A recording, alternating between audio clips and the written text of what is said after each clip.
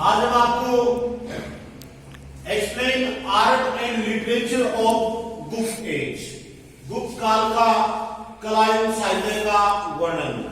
गुप्त काल, यहाँ पे हम एक इंट्रोडक्शन का पॉइंट आउट बनाएंगे, उसमें लिखेंगे गुप्त काल में कला एवं साहित्य चरम सीमा पर था। कला एवं साहित्य का विकास चरम सीमा पर था।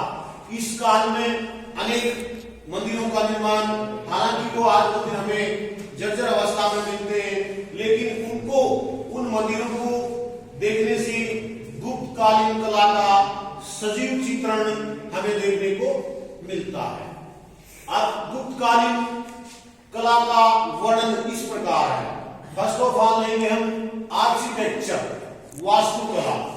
गुप्त कालीन वास्तुकला में अनेक ये मंदिरों में हमें देखने को मिलती है।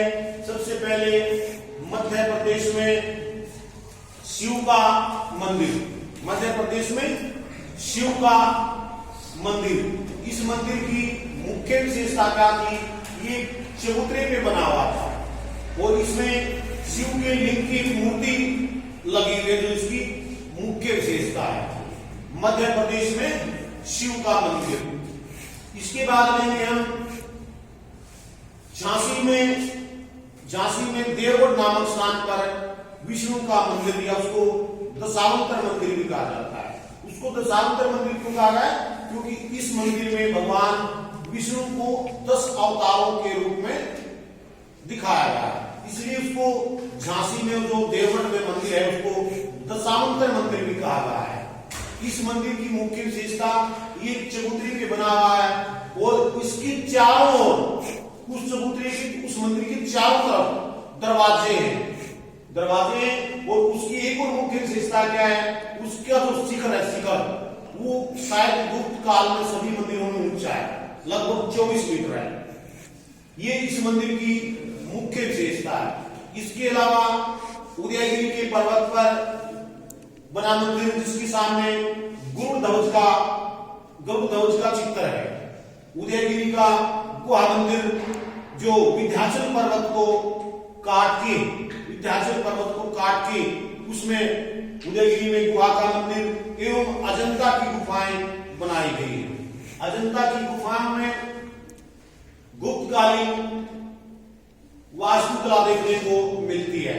इन गुफाओं में गुफा नंबर 6, गुफा नंबर 16, गुफा नंबर 17, गुफा नंबर 19, ये विशाल गुफाएं हैं।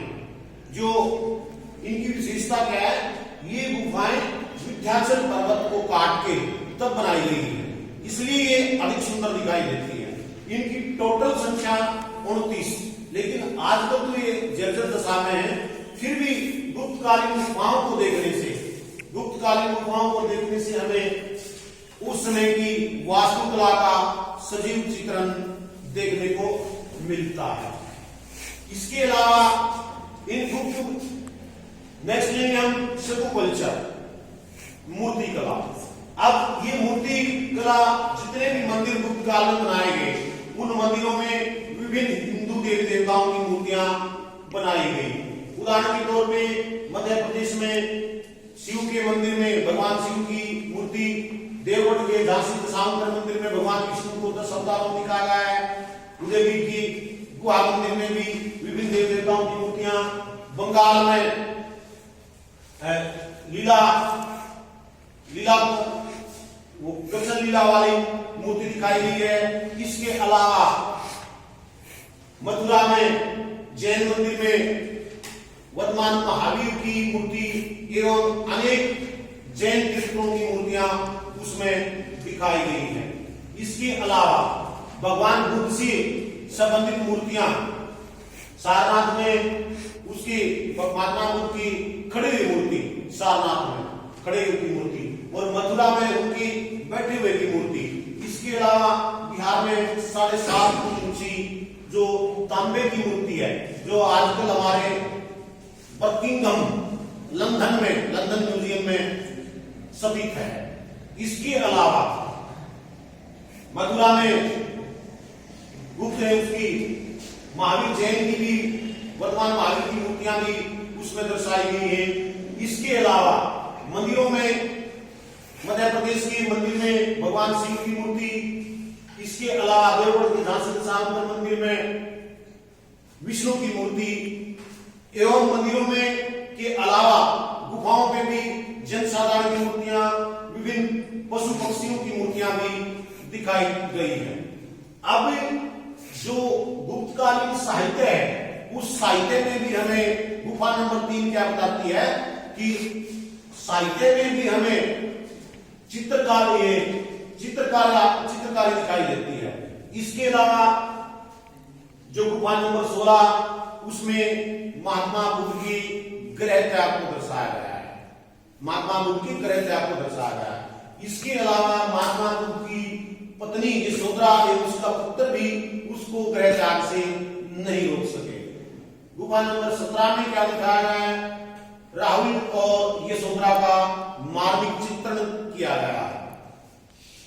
तो इस प्रकार से गुप्तकालीन मूर्ति कला चरम सीमा पर थी। नेक्स्ट पॉइंट लेंगे हम पेंटिंग, चित्रकारी।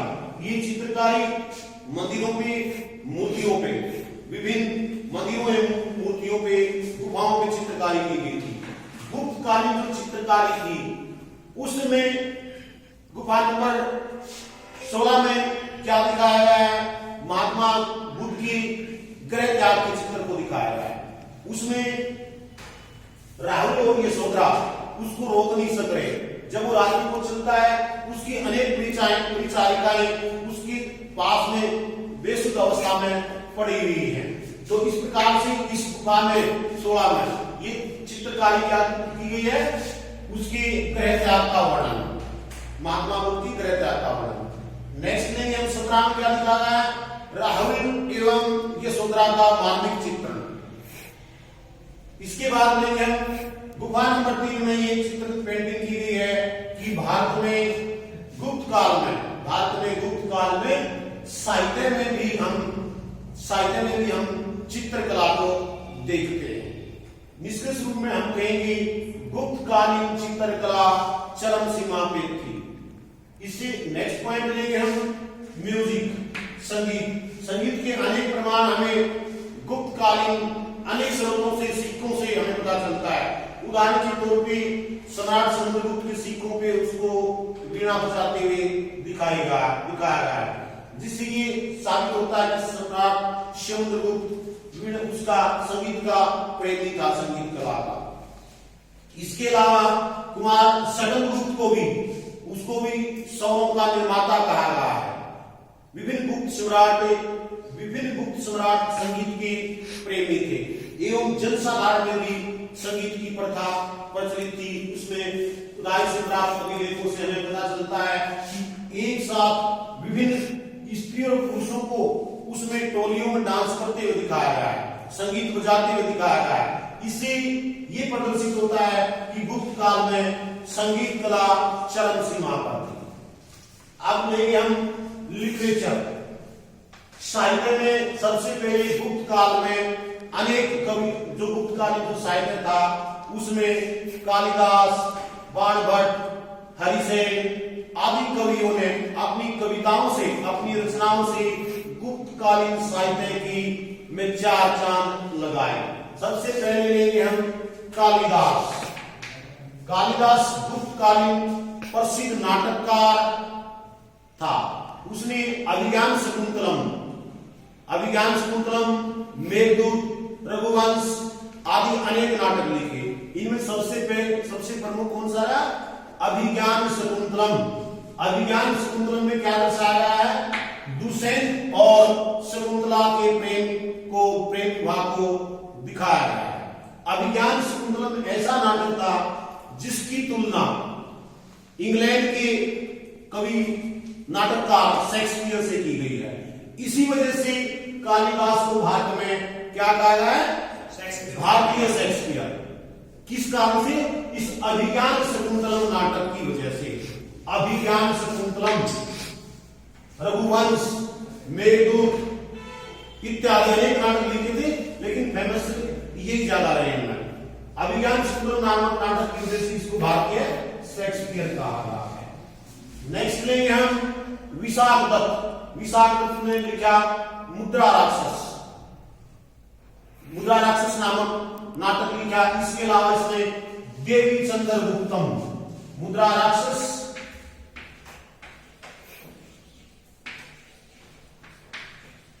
मुद्रा राक्षस, देवी चंद्रगुप्तम,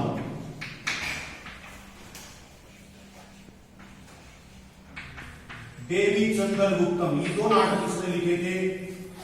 देवी चंद्रगुप्तम नाटक किसके विषय में बताता है? चंद्रगुप्त सेकंड एवं उसकी भाभी जो ध्रुवदेवी थी, ये मैंने आपको पहले पढ़ाया था, उन दोनों के विवाह के विषय में इसमें दिखाया गया है। देवी चंद्रगुप्तम एवं मुद्रा राक्षस, ये नाटक गुप्त काल प्रसिद्ध नाटककार विशाखदत्त द्वारा लिखे गए थे। नेक्स्ट लेंगे हम सुदर्क। सुदर्क ने मृच्छकटिकम, सुदर्क ने लिखा मृच्छकटिकम, मृच्छकटिकम नामक नाटक लिखा। इसके अलावा मृच्छकटिकम जो नाटक था, ये विश्व की आज अनेक भाषाओं में प्रचलित है, लगभग 50 भाषाओं में प्रचलित है।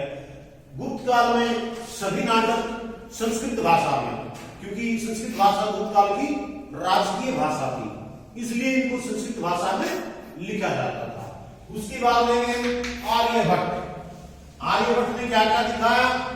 आर्यभट्ट गुप्त काल का महान गणितज्ञ था, महान गणितज्ञ था। ज्योतिष और नक्षत्र भी माना गया इसको, ज्योतिष शास्त्री यानी कि ज्योतिष एस्ट्रोलॉजर, एस्ट्रोलॉजर भी इसको माना गया है, एवं नक्षत्र विज्ञान वैज्ञानिक भी इसको माना गया है। इसने क्या क्या रचना की? अंक गणित, अर्थमैटिक जिसको हम बोलते हैं, अंक गणित, बीज गणित, अलजेब्रा जिसको बोलते हैं।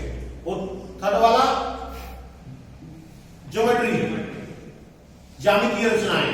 इसके अलावा इसने डेसिमल पॉइंट, डेसिमल पॉइंट समझ रहे हो ना, डेसिमल पॉइंट की दशमलव प्रणाली जिसको हम कहेंगे, decimal system, decimal system, arithmetics, algebra, trigonometry, geometry जिसको बोलते हैं, इसकी रचनाएं की। एवं इसने इसको एक और कहा है ना, इसको नक्षत्र वैज्ञानिक भी कहा है। अब इसने आकाश की विषय इसने कहा कि पृथ्वी गोल है, पृथ्वी गोल है, वो अपनी दूरी पर सूर्य की चारों चक्कर लगाती है, चारों तरफ परिक्रमा करती है, वो 365 दिनों में। ये सिद्धांत इसने आर्यभट्ट ने ही दिया था। तो आर्यभट्ट की गुप्त काल का जो वैज्ञानिक माना जाता है, इसमें तो महागणितज्ञ कहा गया इसको, इसमें लेकिन इसने खगोल विद्या के विषय में भी और ज्योतिष शास्त्र के विषय में भी अपना महत्वपूर्ण योगदान आर्यभट्ट ने दिया। नेक्स्ट लेंगे हम विष्णु शर्मा। इसने क्या लिखा था? प्रसिद्ध नाटक पंचतंत्र एवं हितोपदेश, पंचतंत्र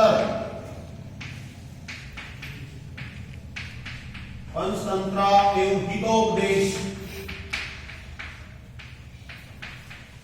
पंचतंत्र एवं हितोपदेश, ये नाटक लिखे, जो आप उस टाइम में तो संस्कृत में लिखे थे, लेकिन वर्तमान में आज विश्व की लगभग 50 भाषाओं में इनको एक्सप्लेन किया गया है। गुप्तकालीन प्रसिद्ध नाटककार था विष्णु शर्मा। नेक्स्ट लेंगे हम भट्टी। भट्टी ने रावणवध नामक नाटक लिखा। इसने रावणवध ये नाटक लिखा। तो इस प्रकार से गुप्त काल में साहित्य के क्षेत्र में कालिदास, विशाखदत्त, शूद्रक, आर्यभट्ट, विष्णु शर्मा एवं भट्टी जैसे नाटककारों एवं साहित्यकारों ने साहित्य के क्षेत्र में अपना महत्वपूर्ण योगदान दिया। नेक्स्ट पॉइंट लेंगे हम साइंस, विज्ञान के क्षेत्र में। विज्ञान के क्षेत्र में सबसे पहले फिर आर्यभट्ट की अचीवमेंट्स को एक्सप्लेन करेंगे हम। आर्यभट्ट ने क्या किया? Arithmetic, algebra, trigonometry, decimal system and earth revolves round the sun, it is in round shape, गोल है। और ये पृथ्वी जो है ये सूर्य की चारों ओर परिक्रमा करती है। ये आर्यभट्ट ने गुप्त काल में विज्ञान के क्षेत्र में अपना दे दिया। वैसे तो इसको महान गणितज्ञ कहा गया है, लेकिन इसने साइंस के क्षेत्र में भी बताया कि भी पृथ्वी गोल है, वो ये सूर्य के चारों ओर चक्कर लगाती है। नेक्स्ट लेंगे ग्राहमिल। ग्राहमिल भी एक महान नक्षत्र एवं ज्योतिष शास्त्री था। इसने आकाशीय पिंडों के विषय में बताया। नेक्स्ट लेंगे हम वाघभट्ट। वाघभट्ट ने क्या लिखा? वाघभट्ट ने आयुर्वेद ग्रंथ, आयुर्वेद के सिद्धांत ग्रंथ पर इसने लिखा अष्टांग ग्रंथ। अष्टांग ग्रंथ, अष्टांग ग्रंथ ये लिखा था इसने आयुर्वेद के सिद्धांत पर। इसमें आयुर्वेद की संबंधी इसमें शल्य चिकित्सा का वर्णन है अष्टांग ग्रंथ में, जो हृदय संबंधित बीमारियों के विषय में बताता है अष्टांग ग्रंथ। इसके बाद लेंगे नागार्जुन। नागार्जुन जो वैज्ञानिक था, उसने वो रसायन वैज्ञानिक था। उसने रसायन विज्ञान में अपना महत्वपूर्ण योगदान दिया। ये रसायन वैज्ञानिक था नागार्जुन। तो निष्कर्ष रूप में हम कहेंगे कि गुप्त काल में जो कला, शिक्षा, साहित्य एवं विज्ञान के क्षेत्र में गुप्त काल चरम सीमा पर था। इसमें अनेक विद्वानों ने कालिदास, विशाखदत्त, शूद्रक, आर्यभट्ट, विष्णु शर्मा, भट्टी, वाघभट्ट, ग्राहमिल, नागार्जुन जैसे अनेक वैज्ञानिकों ने अपना महत्वपूर्ण योगदान गुप्तकालीन कला, शिक्षा एवं साहित्य के क्षेत्र में अपना महत्वपूर्ण योगदान दिया। इसमें से अगर किसी बच्चे को कोई प्रॉब्लम,